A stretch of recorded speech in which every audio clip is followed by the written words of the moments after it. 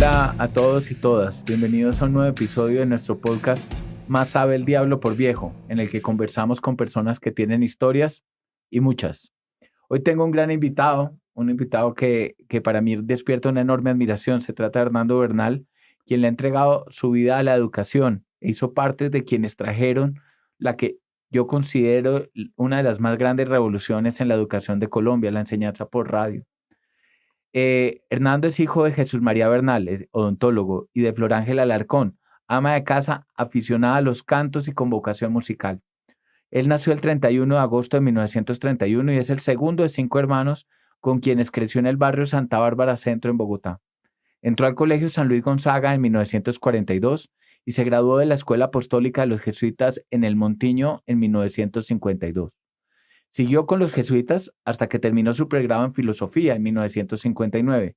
Luego estudió sociología en la Universidad Javeriana entre 1959 y 1963 y en 1965 se iría a Estados Unidos a la Universidad de Wisconsin, donde obtuvo una maestría en sociología para el desarrollo, donde se graduaría en 1967. Desde 1964 estuvo vinculado con Acción Cultural Popular, Radio Sutatensa, donde se iniciaba por primera vez la educación por radio. Estamos hablando de la década de los 60. En 1982, el presidente Belisario Betancur lo nombraría director de Educación a Distancia de la UNISUR, que hoy en día se llama UNAD, Universidad Abierta y Distancia.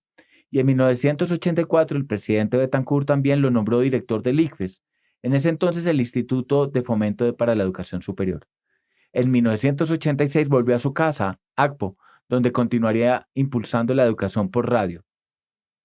Dedicó desde 1994 a 2004 a la Universidad del Rosario, donde ocupó diferentes cargos, dentro de ellos director de planeación de la universidad, y hasta hace un año asesoró a la Asociación de Corporaciones Universitarias de Colombia.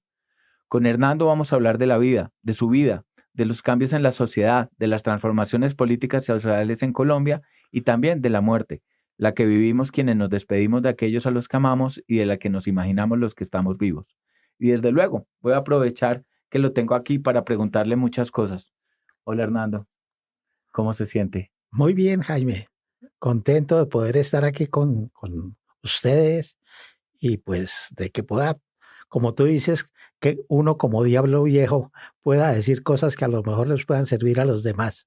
Eso me parecería lo mejor. De tal Además, manera que eso es lo que quiero. además para mí es un orgullo tenerlo aquí, usted que ha hecho el radio de verdad. Gracias. Cuénteme un poco de sus papás. ¿Quiénes eran sus papás? Mi papá era odontólogo, como lo señalaste. Él era realmente una persona muy dedicada a la profesión. Sí, Él perteneció al primer grupo de profesionales que se graduaron en odontología en Colombia, sí. porque antes la odontología no era una carrera profesional.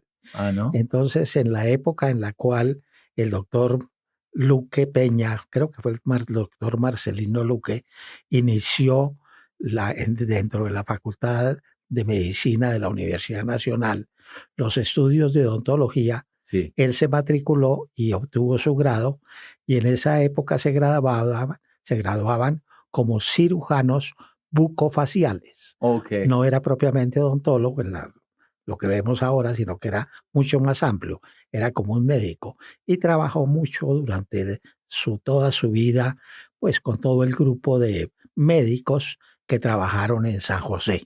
Me contaba que su mamá, Flor Ángela Alarcón, tenía una vocación musical. ¿Qué significa para usted que tenga una vocación musical? Dos cosas. La primera, pues que yo gozaba mucho porque mamá realmente estudió profesionalmente la música, o sea, ella Sí. estudió canto en lo que en esa época eran las academias de música. Y además la segunda cosa es que ella me enseñó a tocar piano desde cuando yo tenía 3 años. Yo no soy pianista, pero por lo menos aprendí con ella lo que eran las notas y todo lo que eran los pentagramas y todo eso, y eso me ha ayudado mucho en la vida. Usted es el, Segundo, el segundo de 5 hermanos. sí, ¿Cuál es su primer recuerdo de de la chiquito? Algo que se acuerde que usted diga, este es como de mis primeros recuerdos de chiquito. pues realmente la casa de nosotros en el barrio de Santa Bárbara Centro La parte de entrada era un gran zaguán de piedra que terminaba después de 2 patios en una tina grandísima de piedra Sí. también, a donde si uno cogía impulso llegaba y caía allá. Llegaba directo a la tina en ese frío tan Pero macho. que era fríísima, ¿te imaginas? Yo estuve en Bogotá en Sí. esa época, de tal manera que, pero era parte de lo que hacíamos los niños. Mejor dicho, lo que se acuerda era el impulso que tenía que hacer para Claro. llegar a... Mm. ¿Y cómo era la vida en Santa Bárbara Centro? ¿Cómo era, digamos, se podía salir a la calle tranquilo? ¿O Sí, realmente, pues Bogotá en esa época, estamos hablando de finales de los años 30, Sí. comienzos de los 40, era una ciudad, pero una ciudad muy pequeña. Yo creo que no llegaba a los 400.000 habitantes y No. mucho. Y pues realmente era una ciudad muy tranquila. Pero antes de eso me gustaría como conversar de algunas cosas que pasaron en el mundo, Muy porque bien. Colombia en ese momento no estaba tan vinculada al mundo como hoy en día, que uno prende el noticiero y sabe lo que está pasando al mundo, pero debían saberse las noticias de lo que... Bueno, mira, hay una cosa muy simpática. Papá tenía un radio Sí, y todos los días él escuchaba el noticiero entre las 12:30 y la 1:30 de la a la hora tarde, del almuerzo. la hora del almuerzo. Y yo estaba siempre atento porque él escuchaba y escuchaba todas las noticias que transmitía la Radiodifusora Nacional de Colombia Ok. y las emisoras que eran muy primitivas también en esa época.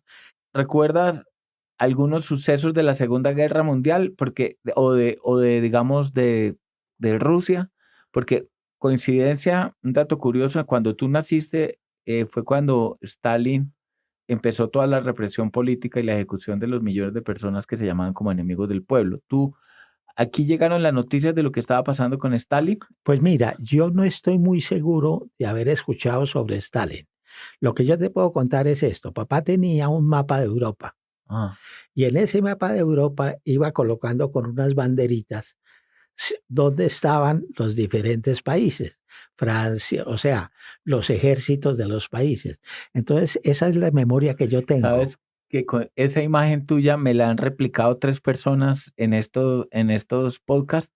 Él también contaba que en su casa tenían un mapa de Europa, iban marcando. Y con Constanza Villegas también, anterior a este podcast, también indicaba que su papá y su tío se sentaban con un mapa. Me parece interesante que en tu casa también Sí, ocurriera lo mismo, un mapa donde iban viendo qué estaba pasando con la guerra en Europa. ¿Ustedes oyeron, o sea, recuerdas de haber oído hablar de Pearl Harbor o de la entrada de Estados Unidos a la sí, guerra? de eso sí recuerdo. ¿Cómo fue? Cuéntame, ¿qué recuerdas de eso? Pues mira, tampoco es una cosa que tenga muy presente, pero sí me acuerdo que mi papá hizo una alusión con esta frase: ahora sí van a entrar los Estados Unidos a la guerra. Eso fue lo que me acuerdo haberle Esa escuchado fue a la mi frase, papá, no más, pero no entendía, yo era muy niño, no entendía totalmente lo que eso todo lo que eso significaba. significaba. ¿Qué recuerdas de la Segunda Guerra hasta que se termina? Pues mira, realmente, como te digo, yo era muy niño, íbamos siguiendo lo de los ejércitos. Lo que más me acuerdo, o sea, como recuerdo, es el día que terminó. O Sí, sea, cuando ya era yo un poquito mayor, en el año 1945, sí, que se firmó, creo que la palabra era el armisticio, sí, y nos unimos a la alegría de la población bogotana, porque la guerra había terminado, porque todo el mundo estaba contento. De sí. eso me acuerdo. Me parece muy interesante porque el doctor Lemoine nos comentaba un desfile. ¿Tú pudiste asistir al desfile? Posiblemente era un desfile, pero yo no lo tengo muy preciso. Pero te acuerdas de la felicidad de todo el Eso mundo sí, diciendo se acabó la se guerra. acabó la guerra. Y bueno, y no habían pasado 3 años cuando ya vino el 9 de abril. Sí, ese sí me tocó vivirlo muy fuertemente. Cuéntame cómo viviste el 9 de abril Simplemente te voy a dar unos de rasgos. 1948. En esa época yo estaba estudiando en el colegio de los hermanos maristas, que se llamaba el Colegio del Carmen, el Sí, Instituto del Carmen. Y nosotros teníamos que venir a almorzar a la casa sí, y después nos llevaban en el bus. Y el bus en el cual nos llevaba era un bus azul con una raya blanca y que lo manejaba un chofer que se llamaba Totico. Tu memoria es impresionante. A la 1:03 en la avenida Jiménez con carrera séptima, escuché 3 disparos. Tú oíste los disparos. Y cuando llegamos a la avenida Caracas y se montó uno de los compañeros nuestros, dijo estas palabras, va a ser un poquitico duro. Se jodieron los godos porque mataron a Gaitán. No más, de eso recuerdo. ¿Y luego qué pasó? No, pues nosotros seguimos para el colegio, pero resulta que los profesores estaban muy asustados. Nos dijeron, suspendemos las clases. La casa de Gaitán, donde él vivía, era a 4 cuadras del ¿En colegio. dónde? En la calle, nosotros estábamos en la calle 39, yo creo que eso es más o menos como calle 41, con carrera 16, por Sí. esos lados. Ahí era la casa. Y al frente de la casa de Gaitán había un sitio donde estaban vendiendo, donde en esa época vendían una cosa nueva, que eran las paletas de helado recubiertas de chocolate. ¿Eran nuevas? Eran nuevas, eso era una cosa nueva, eso no existía antes. Pero entonces con los centavitos que nos daban nuestros padres, nosotros íbamos a comprar esas paletas. Y mis hermanos y mis primos, que estaban en el mismo colegio, Sí. resolvieron que teníamos que irnos a comprar paletas y nos fuimos para el frente de la casa de Gaitán. Y Sí. lógicamente no nos dejaron entrar porque Sí. ya había un revuelo total. Y nos Sí. tocó devolvernos sea, para el pensaron, colegio. salimos temprano del colegio para paletas. Sí, y nos devolvimos para el colegio, gracias a Dios. Sí. Y entonces los maestros se dieron cuenta de la situación y lograron organizarnos para que nos quedáramos allá durante toda esa noche. Y allá desde el sitio que era el laboratorio de química y de física de los de sexto bachillerato, ahí tendieron unas camas y desde allí vimos cómo se incendiaba el centro de Bogotá Tu casa quedaba en el centro de Bogotá. totalmente. ¿Y le pasó algo a tu casa? Pues gracias a Dios no, aunque tuvimos ciertos problemas, pero al día siguiente mi papá y mi mamá fueron a recogernos y me tocó ir desde ahí hasta la casa a pie con los brazos en alto durante todo el tiempo. Cuando llegamos a la calle 26, Sí. estaban tomándose la Radiodifusora Nacional de Colombia y llegaba una volqueta llena de muertos. ¿De verdad? de mu- ¿Tuviste una volqueta una llena de volqueta, muertos? Y la depositaron junto al cementerio. ¿Cuántos años tenías? 11 años. ¿Viste una volqueta cargada de cuerpos? Y después, más adelante, cuando ya llegamos sobre los sitios cerca al palacio, o sea, cerca al Capitolio, abajo en la parte de la carrera novena, me tocó ver personas asesinadas, muertas, y saltar por encima de ellos.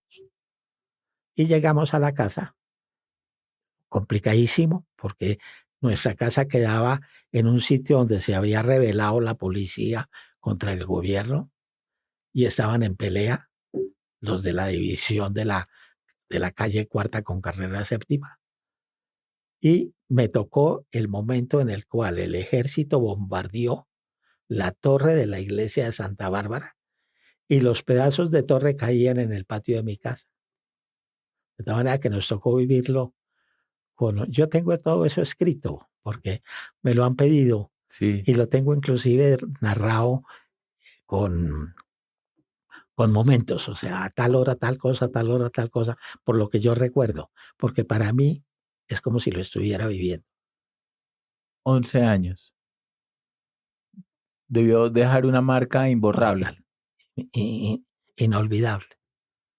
Por eso te lo estoy contando, porque fue inolvidable realmente. Eso marcó mi imagen de niño, o sea, sobre lo que es una revolución, sobre lo que significa la muerte, sobre todas esas cosas. Porque ver un camión lleno de muertos, saltar encima de los muertos para llegar a la casa, continúan los combates contra los rebeldes de la policía y todo eso lo viviste en el centro. En el centro. ¿Y tu familia es conservadora o liberal? Mi familia es de origen conservador. Era conservador. Pero en esa misma cuadra estaba al frente porque en esa época las familias sabían quiénes eran. Entonces teníamos familias conservadoras y familias liberales. La puerta del frente de la casa nuestra vivía el que en esa época era el ministro de Educación, que era el doctor Manuel Mosquera Garcés. Sí, Y al lado vivía una familia Rodríguez, muy amigos, pero nosotros sabíamos que la familia Rodríguez no era conservadora, sino era que era liberal. Y al lado, en mano derecha, había una familia Vélez de Sogamoso, que nosotros sabíamos que no era conservadora, sino liberal, porque en esa época todas esas cosas eran muy vivas, o sea, sí. había una diferencia fuerte entre esos dos bandos, por decirlo así. Y digamos, vienen los años posteriores los meses posteriores al Bogotazo. ¿Cómo, cómo empieza, digamos, a bajar las aguas o interpretarse lo que pasó? A ver, lo que yo viví, pues es un proceso de recuperación muy complicado, porque gran parte de lo que era el centro de Bogotá estaba en ruinas. Sí, Entonces, cuando yo salí con mi papá, por ahí debió ser el 15 de abril o el 16, que tuvimos que ir hasta la Plaza de Santander. Había que saltar por encima de barro, de ladrillos, etcétera. Entonces, eso era como lo que muestran ahora de Gaza, sí. pues en una cuestión mucho más pequeña, pero era una situación de eso. Ya después, poco a poco, la vida se fue normalizando y pues principiamos, pero la normalización sí fue un cambio total. Por ejemplo, nosotros íbamos a veces hacia Chapinero Sí, en los tranvías. sí, Los tranvías ya no funcionaron. O claro. sea, cambiaron por completo todo el sistema de transporte interno que había en Bogotá. ¿Por qué quemaron los tranvías? Yo no sabía decir por qué los quemaron, Pero ahora que lo ves en perspectiva. pero realmente lo que yo siento es que aprovecharon para reconstruir a Bogotá y dentro del concepto de reconstrucción no estaba tener tranvías. Es la interpretación que yo doy. Ok, Y entonces resolvieron más bien convertir a la carrera séptima en un sitio para vehículos ok. y acabaron con los tranvías y no volvió a haber, hasta después que hubo unos buses Los trolley. eléctricos, los trolley, no volvió a haber este eléctrico. Pero yo no siento que yo creo que eso fue una decisión más bien de carácter urbanístico. Sí, Yo siento que eso no fue una decisión política. Yo no, creo que eso fue una decisión de carácter urbanístico. ok. Bueno, ocurrió esto que desencadenó toda la violencia en Colombia. Ujú. Y a 10 años después, un poquito más de 10 años después, se vendría, digamos, ya fuera de Colombia, cuando Fidel Castro se impone frente a Fulgencio Bautista en Cuba. ¿Tú recuerdas eso? ¿Oíste ese hecho aquí en Colombia cuando cuando Fidel Castro llega al poder? Sí lo recuerdo por esta razón, porque en la radio o en el saber de la gente, Fidel Castro se sabía que había estado el 9 de abril en Colombia Sí, y que había jugado algún papel. Después en algunos escritos que he leído se puede ver cuál fue el papel que él jugó, sí, pero realmente se ve que la presencia de Fidel Castro sí había sido en ese momento. La razón del 9 de abril era por la creación de la alianza, eh, o sea, de los estados suramericanos, de sí. la OEA, de la organización La Unión, sí, la Conferencia de la Panamericana. Conferencia Panamericana. Y parece que en el comienzo de la Guerra Fría había una serie de elementos que interferían y los que pertenecían a esos grupos, principalmente de carácter comunista, orientado por Rusia, no querían que eso ocurriera.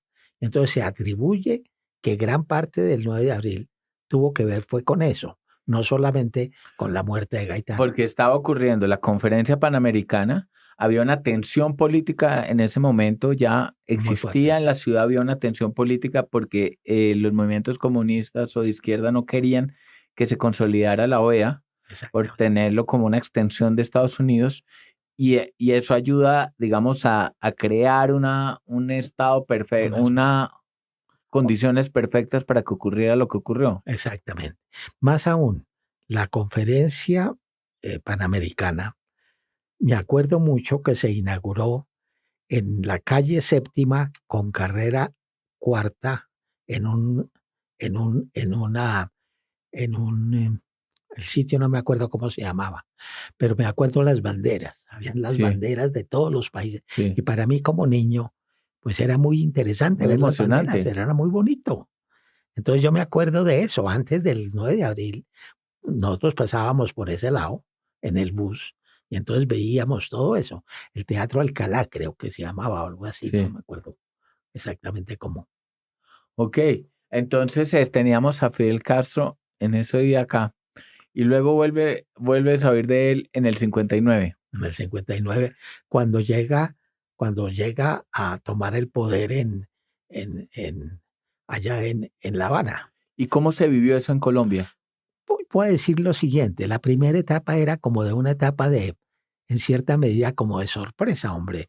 Una persona que viene a reemplazar a un dictador Sí, y que le va a dar a la nación como una alegría, sí, como de como esperanza. una esperanza. Pero a medida que fue progresando y ya entró en un conflicto, especialmente con los Estados Unidos, inmediatamente se cambió la imagen.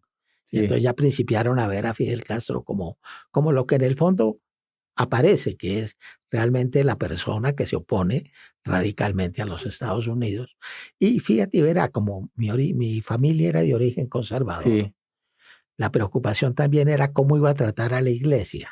Ok, Y entonces, desde ese punto de vista, el espíritu de mi familia se preocupaba porque, hombre, ¿cómo van a tratar a los obispos y cómo van a tratar a los sacerdotes? Entonces, había un poco de preocupación por ese lado.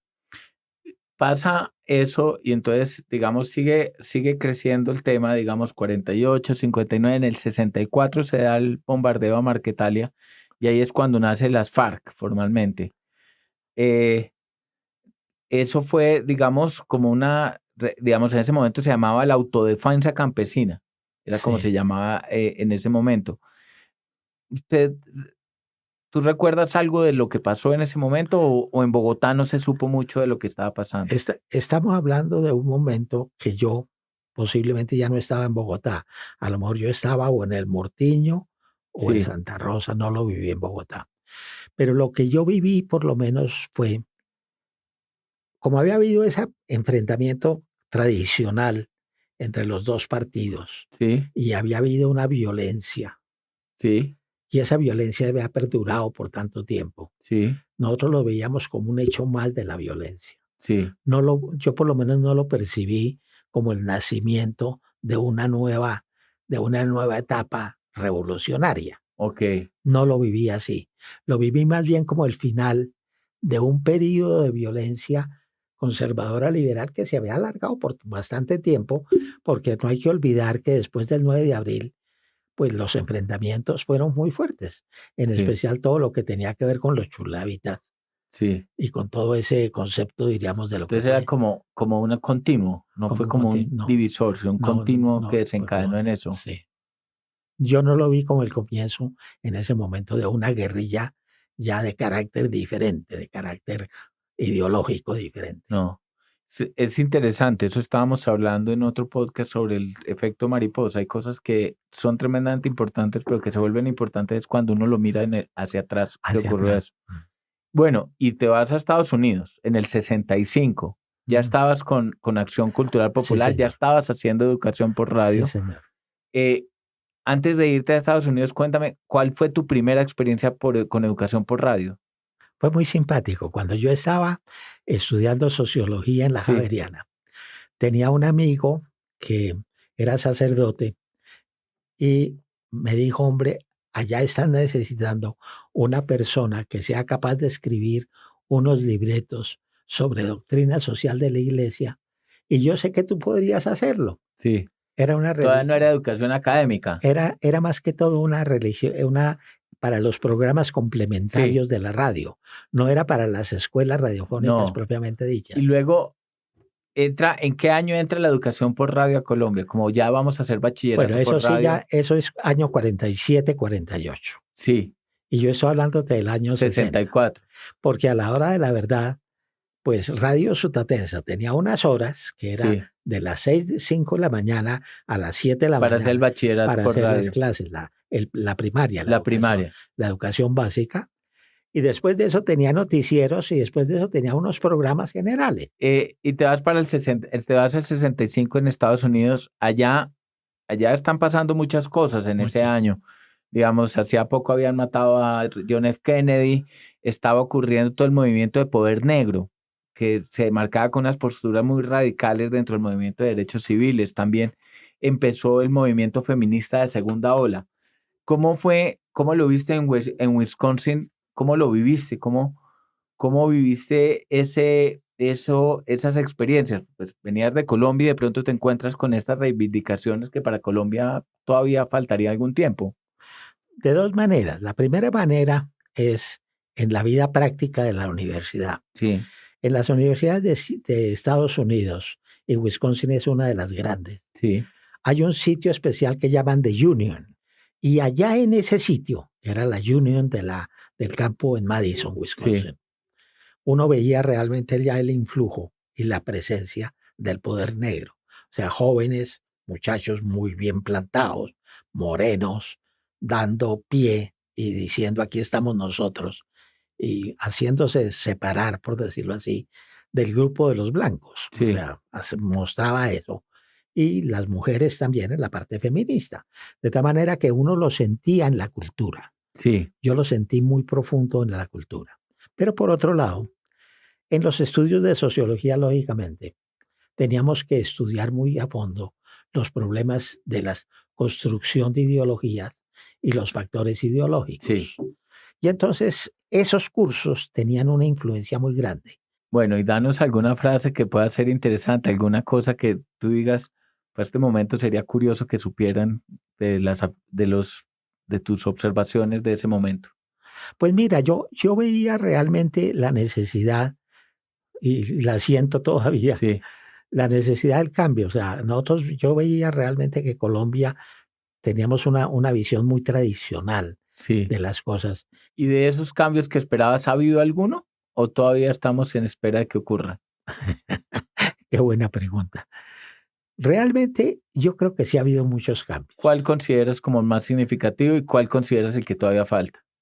Mira, yo creo sinceramente que el nivel de participación, no voy a decir popular porque se puede entender mal, Sí, sino de participación ciudadana sí, en el país ha crecido mucho. Yo creo que nuestro país es un país en el cual, a medida que han ido pasando los años y todo el tiempo, lo que era esa pelea puramente, casi diríamos, eh, partidista, sí, pero como radical. sí, Se fue diluyendo sí. y permitió que realmente los problemas principiaran a verse no desde el punto de vista tradicional, sino con una visión más moderna. ¿Y qué nos falta? ¿Cuál es el cambio que más nos falta y nos surge? Una mayor claridad estratégica para definirlos. Seguimos polarizados en que todo se tiene que resolver a base de simples leyes o reglamentaciones o Sí, decretos, sí. cuando realmente las realidades hacen que el decreto más bien debiera venir después de que se crean los hechos. Bueno, hablemos de uno de los cambios digamos, Carlos Lleras Restrepo, de Integración Nacional, que fue como uno de los primeros plataformas de reducción de la inequidad. ¿Qué tal salió eso?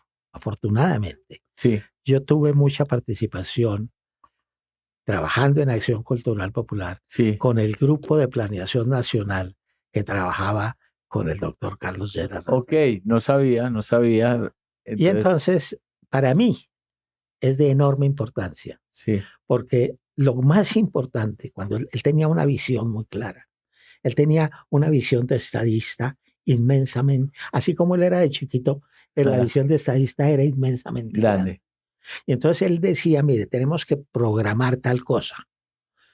¿Por qué no veamos los factores que influyen sobre eso? Sí, Y después de que veamos los factores, entonces veamos a ver si se puede normatizar y se puede sí. reglamentar. Fue la primera vez que se vio, digamos, temas de prospectivos de solución de problemas. Sí, porque planeación, que era una oficina anterior al doctor Carlos Lleras, no era realmente nada prospectivo, era simplemente una oficina normal, Vamos a terminar. Hay un tema, el Palacio de Justicia. Tú estabas en el gobierno, trabajando en el gobierno. ¿Cómo se vivió eso para Pésimo, ustedes? pésimo. Sí, Para mí fue durísimo. Yo estaba de director del ICFES sí, a pocas cuadras. y no solamente a pocas cuadras. Yo tenía esa mañana, conjuntamente con la ministra de Educación, una cita, nos habían convocado para el Congreso y nos habíamos puesto la cita a las 8 de la mañana en las puertas del Congreso. Sí, Cuando yo estaba ya, iba a salir, en cuarto para las 8, me llamó la ministra y me dijo, no podemos seguir porque hay una problemática. Te llamo después y te convoco. sí. Pues ya en ese momento principió todo el desfile y toda la cosa. Sí. Bueno, estamos viviendo un gobierno de izquierda. Dice que es el primer gobierno de izquierda, eso es lo que afirman, y que habla del cambio. ¿Cómo lo ves? Mira, yo pienso que el cambio es una condición necesaria para una sociedad. Sí, O sea, desde ese punto de vista, y yo considero que hay necesariamente que estar permanentemente sí, planificando, organizando y que el cambio produzca sí, solidaridad humana y que produzca realmente el desarrollo y que produzca bienestar, que sí, llegue a toda la gente. Ese sí, yo creo que es el sentido de la cosa. sí, Yo sinceramente creo que aquí hay buenas intenciones, pero hay pésima, malísima organización y sí, ejecución. sí. Yo le siento con mucha tristeza, porque nosotros no podemos vacunarnos contra el cambio. Ok, Tenemos que estar abiertos al cambio. sí. Pero a la hora de la verdad, lo que están logrando, la imbecilidad con la cual están manejando Sí. tantas cosas, para mí es tremendo. Es Y lo vacunar digo contra el así, cambio. lo digo con cierta molestia porque me duele. Yo ya soy viejo, yo ya sé que ya no tengo muchos años más de vida, pero a la hora de la verdad me da tristeza. Muy interesante. Bueno, vamos a hablar. Ya estamos en la parte final del podcast. Estoy muy agradecido por haberte tenido acá, pero vamos a hablar de un par de cosas. Hablemos de algo que es difícil pero necesario, la muerte. La muerte. ¿Podemos hablar de eso? Claro. ¿Qué es la muerte? Yo creo que es un paso al infinito. Sí, Yo soy creyente sí, y creo, te puedo decir, soy profundamente creyente. sí. No soy piadoso, eso es otra cosa distinta. Cuando digo eso es porque yo hago reflexión sobre mi papá. Mi papá oía misa, 2 misas diarias. Sí, Yo voy eso a era misa ser piadoso. yo voy a hacer misa los domingos, pero Sí. o sea, yo no soy una persona piadosa, si me quieres, Sí, por ese lado. Pero yo sí siento que la muerte es realmente el paso hacia Dios, que es creador sí, y que es el principio, pero también es el fin. ok, El espíritu, nosotros somos cuerpo y espíritu. sí. Acaba el cuerpo y uno cuando viejo se da cuenta de que el cuerpo se va acabando. Los ojos ya no son los mismos, la salud no es lo mismo, a pesar de que uno lo haya cuidado. Sí, Los oídos tampoco funcionan de la misma forma, todo. Y eso es lógico, eso es absolutamente lógico. Pero lo que sí es importante es que el espíritu se va enriqueciendo. Y ese, yo te digo, yo estoy seguro de que la muerte es un paso hacia una mayor comprensión de Dios, hacia un mayor conocimiento de Dios. Lo único que a uno le preocupa es, después de todos los errores y horrores que haya uno cometido en la vida, ¿cómo será esa visión de Dios? Es la única preocupación. Pero desde el punto de vista humano, te digo, no le tengo miedo. Y has vivido la muerte de seres queridos. Mucho. Viste Sí, la muerte de tu hija. muy profunda además. Me dolió terriblemente. Tú lo sabes, pero Sí. realmente me dolió mucho. Y pues, pero Dios lo quiso así Sí, y ella está allá. está allá. Y todos los días ruego por ella. Y yo creo que ella está rogando por mí allá también. Ah, fantástico. Una última pregunta. ¿Eres feliz? Yo creo que sí. Sí, Eso no quiere decir que no tenga dificultades o lo que sea, pero yo he sido feliz. eres feliz. Sí, yo creo que sí. Magnífico. Muchísimas gracias, Fernando. Bueno, Jaime, gracias a ti por todo. Ojalá estas ideas le puedan servir a mucha gente. No, muchísimas gracias, Fernando, por tenerlo acá. Esto ha sido una conversación muy, muy, muy grata, deliciosa y además estar con alguien que estuvo en una de las revoluciones más importantes que ha tenido Colombia, que es la revolución de la educación, la revolución de la radio, un revolucionario, además un revolucionario godo, ¿no? Cosa rara, cosa contradictoria. Un revolucionario godo. Tenerlo aquí es una cosa maravillosa y muchísimas gracias por acompañarnos. Nos vemos en el siguiente capítulo de Más sabe el diablo por viejo. Muchas gracias. Gracias a Andrés Acevedo, nuestro productor.